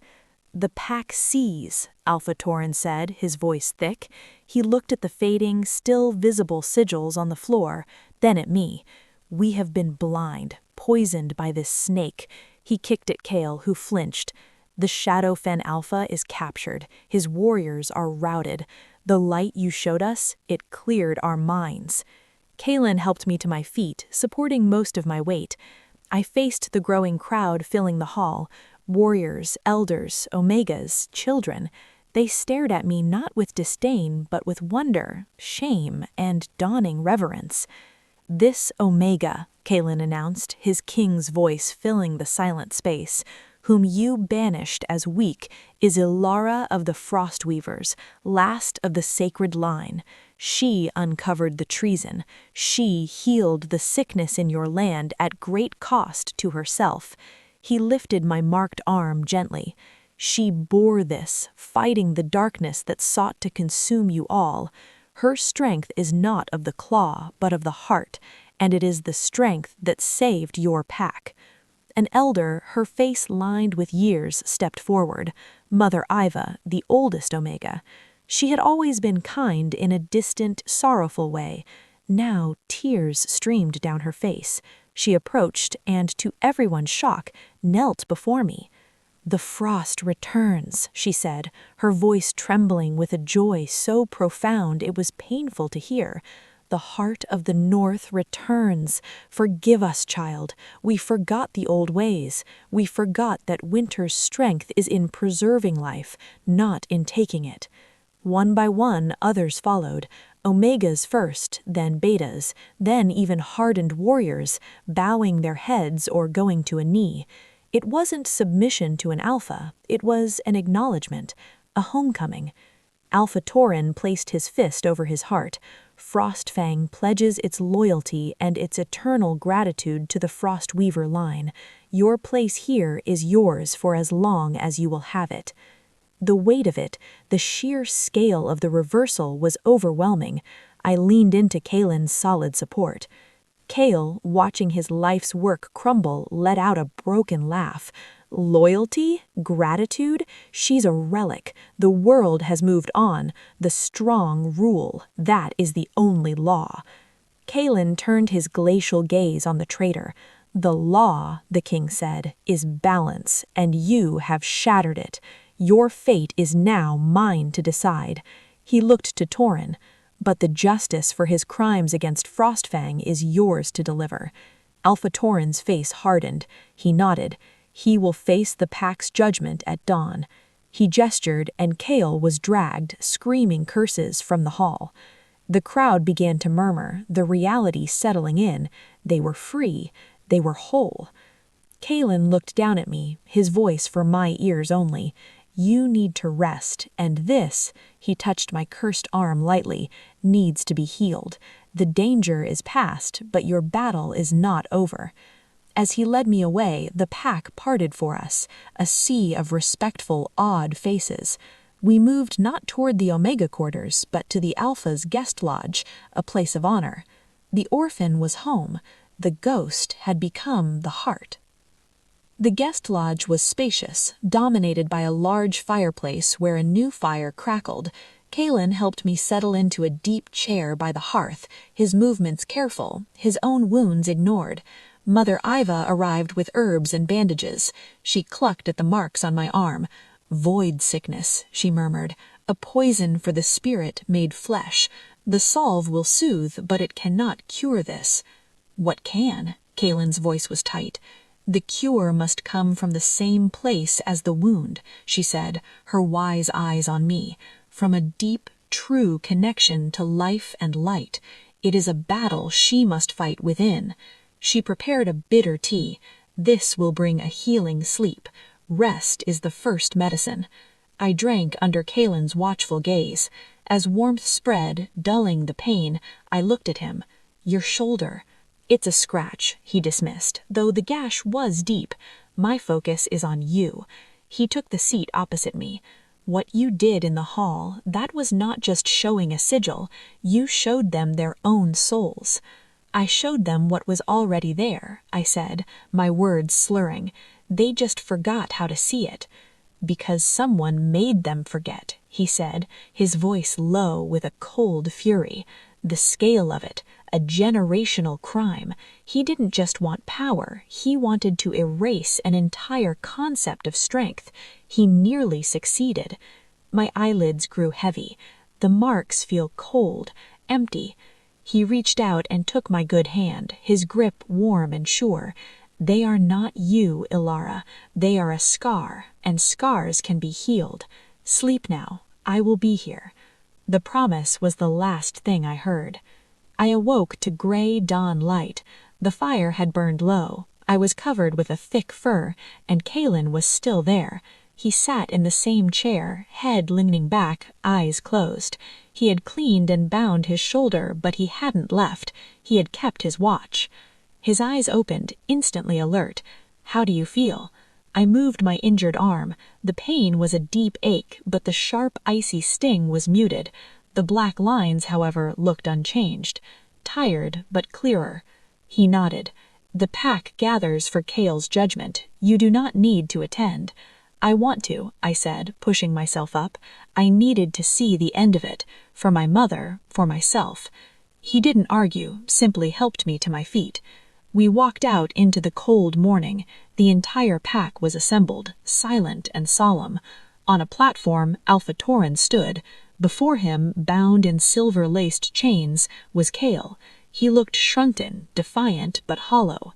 Tauren listed his crimes: treason, conspiracy, attempted murder of a king, spiritual poisoning, and the murder of the last Frostweaver. A shocked murmur rippled through the pack at the confirmation, the intent behind my entire hidden suffering. "For these crimes," Tauren pronounced, his voice shaking with rage and regret, "there is only one sentence: death." Kale lifted his head, his eyes finding mine. He shouted, his voice cracking, "She is the curse. Look at her arm. The void has marked her. She carries the corruption within her. She will be your downfall." He was sowing one last seed of doubt. I felt the pack's attention shift to me, to my visible black marks. I let go of Kalen's arm and stepped forward. I didn't address Kale. I spoke to the pack. "He is right," I said, my voice clear. A gasp went up. Kalen went still behind me. I raised my marked arm. "This is a mark of the poison he helped create. I took it into myself to pull it from our land. It is a wound, a battle scar." I lowered my arm. "We all bear scars. Frostfang bears the scars of his lies. Do we let those scars define us, or do we heal?" I turned to Tauren. "His fate is yours, Alpha, but let it be swift. Let it be the end of the poison, not the start of more fear." Tauren held my gaze, then gave a slow, respectful nod. He understood. This was about closing a wound. He turned and carried out the sentence. The traitor fell. A collective heavy sigh left the pack. It was over. As the crowd dispersed, Kalen came to my side. "That was bravely done," he said quietly. "You denied him his last victory." "The marks are real, though," I whispered. "They are not healing." He guided me away. "Then we find a way. We go to the source, the temple of the echoing ice. It responded to you before. If there is an answer, it will be there." "And your kingdom?" I asked. "You've been away so long." "My kingdom," he said, stopping to look at me, the dawn light gilding his features, "needs to remember the same lessons Frostfang just learned. Balance, the strength of the heart. I have capable regents, and right now my first duty as king is to ensure the last Frostweaver is healed and secure." A ghost of a smile touched his lips. "Besides, I made a promise." 3 days later, we set out for the temple once more. My strength had returned somewhat, though the marks remained. Alpha Tauren provided an honor guard. The pack watched us go, not with dismissal, but with hope. The journey was quieter. When the temple came into view, my heart clenched. It was scarred, one wall blackened, but it stood. We entered the central chamber. The sigil glowed softly. The connection was immediate. Kalen stayed at the edge. "This is your path. I am here." I walked to the center and knelt. I placed my marked hand upon the sigil. This time, I did not seek a vision. I turned inward, to the conflict within me, the vibrant silver song of my heritage and the cold, silent void of the marks. I focused on the sigil, on the ancient, gentle power of this place. I asked it, wordlessly, for help, not to fight the void, but to fill it. For a long time, nothing. Then, a warmth began in my palm. It was the warmth of life returning to frost-bitten flesh. Slowly, painfully slowly, it crept up my arm, following the black lines. The void marks resisted, a clinging darkness, but the temple's power was relentless and patient. It didn't attack, it replaced. Where there was cold emptiness, it wove threads of warm silver light. I lost track of time. I felt Kalen's unwavering presence like a lighthouse. Finally, the warmth reached my shoulder. With a final, soft pulse from the sigil, the last of the blackness dissolved, fading like ink in clear water. In its place, my skin was whole, but traced with fine, luminous silver lines. Not a scar of corruption, but a tattoo of light, a permanent record of the void I had overcome and transformed. I opened my eyes, lifting my arm. The marks were gone, replaced by a beautiful, intricate pattern of swirling frost crystals and vines that gleamed with their own soft light. Kalen was before me in an instant, his eyes wide. He took my hand, his fingers gently tracing the new silver patterns. "Alara." "It's over," I breathed, feeling lighter than I had in my entire life. He didn't let go of my hand. He looked from my healed arm to my face, his expression one of awe and profound relief. "You did it." "We did it," I corrected softly. In the sacred silence of the temple, something shifted between us. The journey of protector and protected, king and key, had irrevocably become something else, something unbreakable. The path ahead was no longer about survival or revelation. It was about what we would build together. The news that the Frostweaver heir would accompany the Alpha King to the Stone Peak as his co-ruler sent ripples through the northern reaches. It was unprecedented, revolutionary, and in the wake of the revealed treachery and the tangible healing of Frostfang, it was met not with dissent, but with a sense of momentous, hopeful awe. The fortnight before our departure was a whirlwind. I spent my days with Mother Iva, learning deeper lore, meditations to connect with distant ley lines, the meanings of celestial patterns on pack health, ancient rites for blessing and mourning. It was an accelerated education in my own inheritance. My nights were spent with Kalen, but not in the way of ballads. We sat with maps and scrolls. He taught me the geography of his kingdom, the temperamental alphas of major packs, the ancient treaties and simmering disputes. He pointed to a blank spot on a map between two rival packs. "This valley has been contested for 50 years, fertile, but the conflict has poisoned it. No one can settle there." He tapped the spot. "This is where we begin, not with a decree, but with a healing." He saw the future not as battles to win, but as wounds to mend, and he saw me as the key. The day of the Shadowfen Alpha's trial arrived. It was held at the ancient Judgment Stone, a neutral ground. Alphas from a dozen packs assembled, their collective power making the air hum.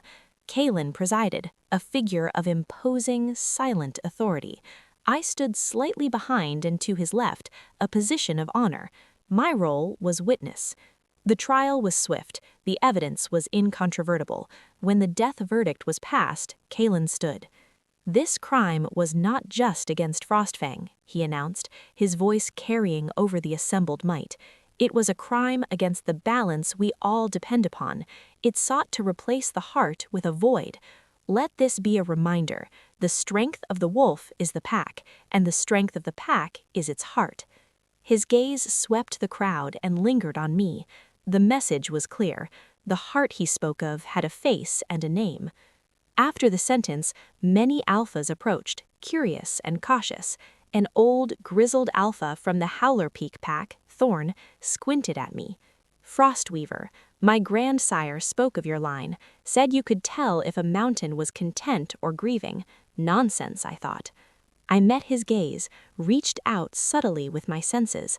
I felt his stubborn pride, his love for his rocky home, and beneath it, a constant worry about a persistent sickness in his pack's young. "Your mountain is strong, Alpha Thorn," I said softly, "but it grieves for its children. The spring in the eastern cave, its water carries a metallic sorrow. Have your healers treat it with sung quartz. The mountain will do the rest." Thorn's eyes widened.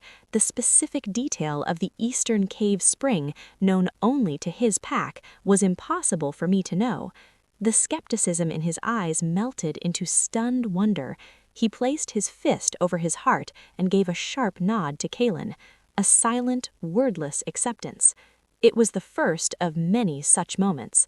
The journey to the stone peak would be a procession of subtle tests. We set out from Frostfang at the new moon, a symbol of beginnings. Alpha Tauren and an honor guard escorted us to the border.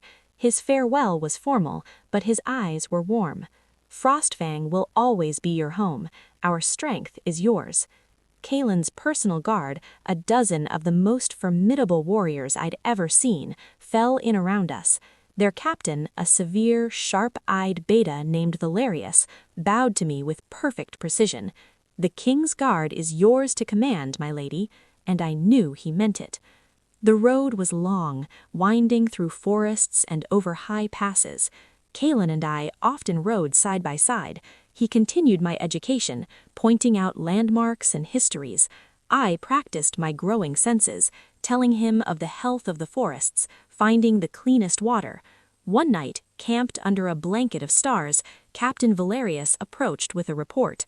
"My king, scouts report a situation ahead, the Swift River and Grey Rock packs, a clash over fishing rights on the Lament River.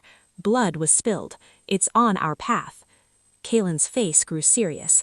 "A minor dispute. Normally I'd send an adjudicator, but it's on our route." He looked at me. "A test of a different kind. Are you ready?" My stomach fluttered. This wasn't about sensing sickness, it was about mediating between two angry, proud packs. I nodded. "I am ready."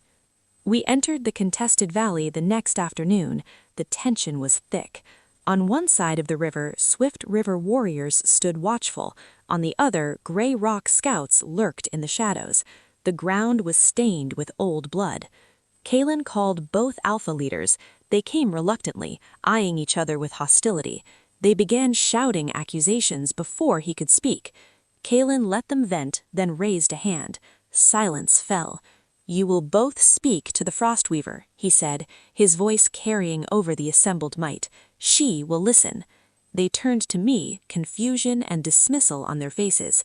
I didn't try to match their anger. I walked past them to the river's edge. I knelt, placed my hands in the cold water and closed my eyes. I reached out. I felt the river's life, its distress. The conflict was poisoning its spirit. I also felt the truth in the mud, the frantic, greedy energy of overfishing from one side, the destructive, frustrated anger from sabotage. I stood, facing them. "The river laments," I said, my voice carrying a resonance that made them still. "It gives its bounty freely, but not endlessly. Swift River, you have taken more than your share, driven by fear, not need. Your greed has choked its generosity." The Swift River Alpha flinched, his anger turning to shame. "Grey Rock, your anger at their greed is justified, but your answer was not to protect the river, but to wound it further. Your vengeance has deepened its sorrow." I looked between them. "The river does not recognize your border, it only recognizes balance. The solution is not a line in the water, it is a shared promise, a rotation of fishing grounds agreed by both, and a joint ceremony of apology to the river to heal the wound you have caused." There was a long silence. It wasn't a dazzling display of power, it was simply irrefutable truth spoken from a connection they could not deny. The Grey Rock Alpha was the first to break. "The rotation, it is fair." The Swift River Alpha nodded grudgingly. "And the ceremony, we have forgotten such things." Kaelin stepped forward. "Then it is settled. You will draft the agreement under the witness of my captain. The Frostweaver has spoken." As the two alphas walked away, now talking in low, practical tones, Kalen came to stand beside me at the riverbank. "You didn't choose a side," he observed, a note of profound approval in his voice. "You healed the source of the conflict itself. That is true rule." News of the Lament River mediation spread ahead of us. By the time the formidable granite peaks of the Stone Peak came into view, the story had changed the air. Curiosity had replaced skepticism. Hope whispered where there was once only cold law. We stood on a final ridge, looking down at the formidable fortress. It wasn't a cozy pack compound, it was a fortress city carved into the living mountain, imposing, magnificent, and undeniably cold. Banners flew and it bustled with a disciplined, efficient life. Kalen looked at me. "Ready?" I took a deep breath, my silver-marked hand resting over the obsidian claw pendant. I was no longer the girl polishing floors. I was Ilara, the Frostweaver, and I was coming home with its king. Ready? The return to Frostfang with my healed arm, now adorned with its luminous silver tracery, was a quiet triumph, the visible proof of victory. A mark not of sickness, but of transformed strength, banished the final whispers of doubt. The pack looked to me now with a reverence that was still unsettling, but it was born of gratitude, not fear. I was no longer the unseen ghost. I was their Frostweaver, a living piece of their restored soul. Kalen and I fell into a new rhythm in the days that followed. He began the complex work of untangling Kale's web, sending swift envoys to neighboring packs and to his own distant court, revealing the depth of the betrayal. I worked with Mother Eva and Alpha Tauren, using my awakened senses to find and gently cleanse the last lingering tendrils of the Frostbane Shard's influence from Frostbang land. We held simple ceremonies under the moon, expressions of gratitude that strengthened the pack bond I could now feel as a warm, vibrant hum. Through it all, Kalen was a constant. We were rarely apart. He sought my counsel on matters of spirit and territory, listening with a seriousness that honored my new role. I, in turn, learned from his centuries of wisdom about leadership and the intricate, often icy politics of the shifter world. Our conversations by the fire ranged from strategy to philosophy, and with each one, the connection between us deepened, a silent understanding weaving itself into the fabric of our days. One evening, a week after my healing, we walked in the woods beyond the compound, the same woods that had witnessed my desperate flight into exile. The leaves were turning, a fire of gold and crimson against the evergreen, a poignant contrast to the gray despair of that first journey. The Shadow Fen Alpha will be tried before the assembled alphas of the northern reaches in a fortnight, Kalen said, his hands clasped behind his back. His testimony will formally implicate the other turncoats. The cleansing will be complete. And then, I asked, though a part of me dreaded the answer. And then I must return to my seat at the Stone Peak, he said, stopping to look at me. My prolonged absence has served its purpose, but a king cannot rule from a single pack's territory forever. Stability must be shown. My heart, which had felt so light since the healing, gave a painful squeeze. I had known this was coming, but the reality of his departure felt like the sun being blotted from the sky. "Of course," I said, my voice thankfully steady, "Frostfang will forever be in your debt." He turned fully to face me, the setting sun casting his face in sharp relief. "This is not about debt, Ilara." His usual kingly certainty seemed to falter, replaced by a rare, vulnerable hesitancy. "My time here with you has shown me a lack in my own kingdom, a lack I did not fully perceive until I saw its restoration here, a lack of heart." He said the word simply, but it landed between us with the weight of a mountain. "My court is strong, efficient, formidable, but it is cold. It operates on power and precedent. There is no one to speak for the land itself, for the spiritual well-being of the people, for the why behind the what we rule." He took a step closer. The air between us grew charged, not with magic, but with something more profound. "I have spent centuries upholding the law, defending borders, judging disputes. I believed that was the sum of a king's duty. You have shown me it is only half. I could only stare at him, my breath caught.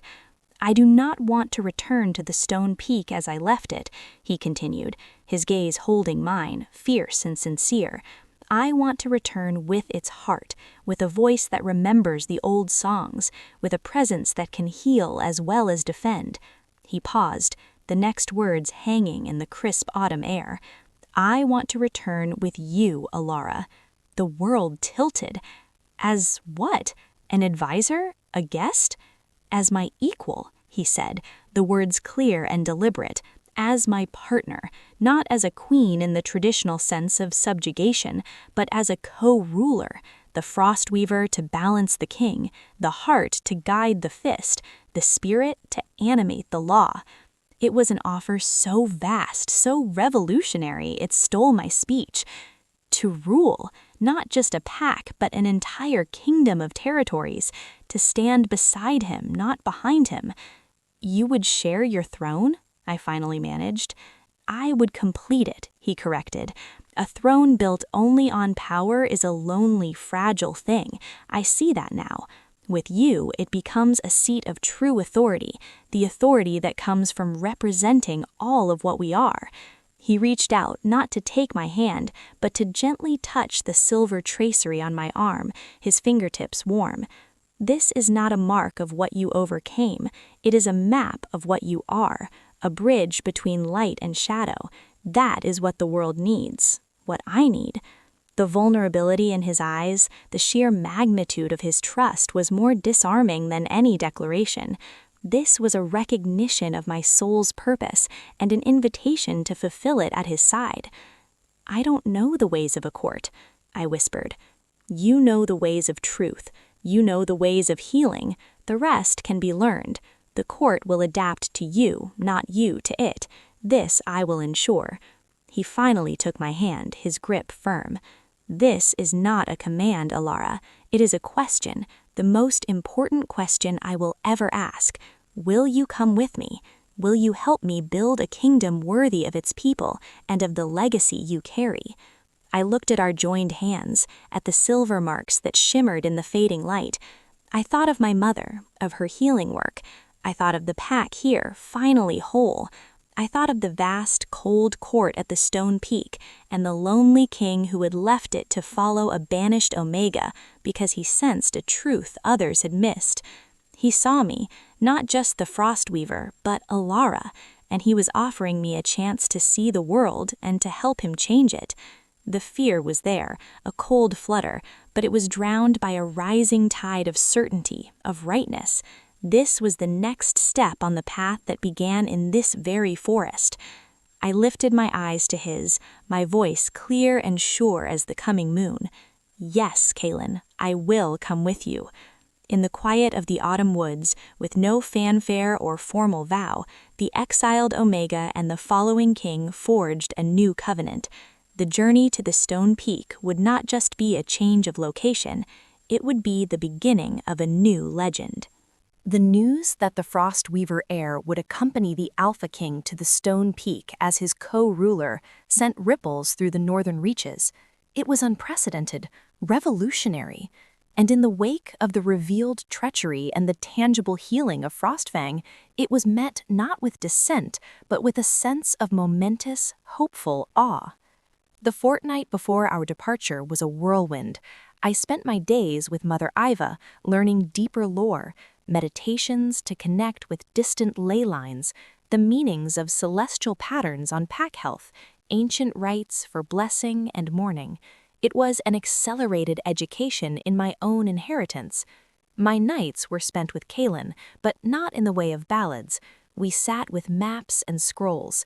He taught me the geography of his kingdom, the temperamental alphas of major packs, the ancient treaties and simmering disputes. He pointed to a blank spot on a map between two rival packs. This valley has been contested for 50 years, fertile, but the conflict has poisoned it. No one can settle there. He tapped the spot. This is where we begin, not with a decree, but with a healing. He saw the future not as battles to win, but as wounds to mend. and he saw me as the key. The day of the Shadowfen Alpha's trial arrived. It was held at the ancient Judgment Stone, a neutral ground. Alphas from a dozen packs assembled, their collective power making the air hum. Kalen presided, a figure of imposing, silent authority. I stood slightly behind and to his left, a position of honor. My role was witness. The trial was swift, the evidence was incontrovertible. When the death verdict was passed, Kalen stood. This crime was not just against Frostfang, he announced, his voice carrying over the assembled might. It was a crime against the balance we all depend upon. It sought to replace the heart with a void. Let this be a reminder. The strength of the wolf is the pack, and the strength of the pack is its heart. His gaze swept the crowd and lingered on me. The message was clear. The heart he spoke of had a face and a name. After the sentence, many alphas approached, curious and cautious. An old, grizzled alpha from the Howler Peak pack, Thorn, squinted at me. Frostweaver, my grandsire spoke of your line, said you could tell if a mountain was content or grieving. Nonsense, I thought. I met his gaze, reached out subtly with my senses. I felt his stubborn pride, his love for his rocky home, and beneath it, a constant worry about a persistent sickness in his pack's young. Your mountain is strong, Alpha Thorn, I said softly, but it grieves for its children. The spring in the eastern cave, its water carries a metallic sorrow. Have your healers treat it with sung quartz. The mountain will do the rest. Thorn's eyes widened. The specific detail of the eastern cave spring, known only to his pack, was impossible for me to know. The skepticism in his eyes melted into stunned wonder. He placed his fist over his heart and gave a sharp nod to Kalen, a silent, wordless acceptance. It was the first of many such moments. The journey to the Stone Peak would be a procession of subtle tests. We set out from Frostfang at the new moon, a symbol of beginnings. Alpha Tauren and an honor guard escorted us to the border. His farewell was formal, but his eyes were warm. Frostfang will always be your home. Our strength is yours. Kalen's personal guard, a dozen of the most formidable warriors I'd ever seen, fell in around us. Their captain, a severe, sharp-eyed beta named Valerius, bowed to me with perfect precision. The king's guard is yours to command, my lady, and I knew he meant it. The road was long, winding through forests and over high passes. Kalen and I often rode side by side. He continued my education, pointing out landmarks and histories. I practiced my growing senses, telling him of the health of the forests, finding the cleanest water. One night, camped under a blanket of stars, Captain Valerius approached with a report. My king, scouts report a situation ahead, the Swift River and Grey Rock packs, a clash over fishing rights on the Lament River. Blood was spilled. It's on our path. Kalen's face grew serious. A minor dispute. Normally I'd send an adjudicator, but it's on our route. He looked at me. A test of a different kind. Are you ready? My stomach fluttered. This wasn't about sensing sickness. It was about mediating between two angry, proud packs. I nodded. I am ready. We entered the contested valley the next afternoon. The tension was thick. On one side of the river, Swift River warriors stood watchful. On the other, Grey Rock scouts lurked in the shadows. The ground was stained with old blood. Kalen called both alpha leaders. They came reluctantly, eyeing each other with hostility. They began shouting accusations before he could speak. Kalen let them vent, then raised a hand. Silence fell. You will both speak to the Frostweaver, he said, his voice carrying over the assembled might. She will listen. They turned to me, confusion and dismissal on their faces. I didn't try to match their anger. I walked past them to the river's edge. I knelt, placed my hands in the cold water and closed my eyes. I reached out. I felt the river's life, its distress. The conflict was poisoning its spirit. I also felt the truth in the mud, the frantic, greedy energy of overfishing from one side, the destructive, frustrated anger from sabotage. I stood, facing them. "The river laments," I said, my voice carrying a resonance that made them still. "It gives its bounty freely, but not endlessly. Swift River, you have taken more than your share, driven by fear, not need. Your greed has choked its generosity." The Swift River Alpha flinched, his anger turning to shame. "Gray Rock, your anger at their greed is justified, but your answer was not to protect the river, but to wound it further. Your vengeance has deepened its sorrow." I looked between them. "The river does not recognize your border, it only recognizes balance. The solution is not a line in the water, it is a shared promise, a rotation of fishing grounds agreed by both, and a joint ceremony of apology to the river to heal the wound you have caused." There was a long silence.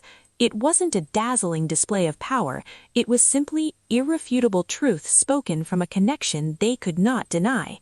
The Gray Rock Alpha was the first to break. "The rotation, it is fair." The Swift River Alpha nodded grudgingly. "And the ceremony, we have forgotten such things." Kalen stepped forward. "Then it is settled. You will draft the agreement under the witness of my captain. The Frostweaver has spoken." As the two alphas walked away, now talking in low, practical tones, Kalen came to stand beside me at the riverbank. "You didn't choose a side," he observed, a note of profound approval in his voice. "You healed the source of the conflict itself. That is true rule." News of the Lament River mediation spread ahead of us. By the time the formidable granite peaks of the Stone Peak came into view, the story had changed the air. Curiosity had replaced skepticism. Hope whispered where there was once only cold law.